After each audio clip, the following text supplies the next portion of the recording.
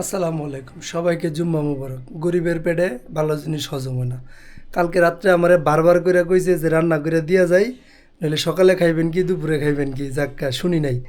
এই যেমন আমি হোটেল থেকে এই যে ভাত আনছি, তারপরে ডাইল আনছি আর মুরগি আনছি। আমার এখানে ধরেন 120 টাকা খরচ। যদি আমার এই কালকে রান্নাটা আমার কইরা দিয়া যাইতো, মানে দোষ আমারই, আমারে না হইলেও 15 থেকে 20 বার বলছে যে রান্না কইরা দিয়া যাই। তো আমি ভাবছি যে ঠিক আছে, না কোনো না কোনোভাবে কি কি মনে করে যে না করছি সেটা তো আমি নিজেও জানি না। এখন কালকে রাত্রে যে সময় আমার খিদা লাগছে, জিম থেকে আইছি, খিদা লাগছে, তখন তো খাওয়ার কথা মনে পড়ে গেছে গা। তখন না বললাম বিপদে। পরে রাব্বি কয় কয় ভাই খাবা কি না কেমনি কি।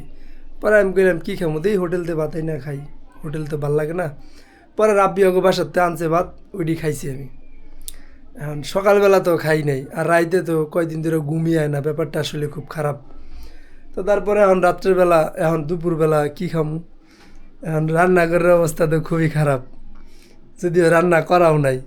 তখন তো খাইতেই হবে, হোটেলে যে এই 120 টাকা লস, এইভাবে যদি 3 বেলা খাই মাসে 10,000 টাকা লাগবে খাইতেই। যাক্কা সেটা কোনো কথা না। এখন ঘরে মহিলা মানুষ না থাকলে যা হয়, আম্মাই অসুস্থ গ্রামে, আব্বা আব্বার মনে, আমি আমার মনে। আসলে জীবনটা প্রত্যেকটা মুহূর্তেই আম্মার কথা মনে পড়ে।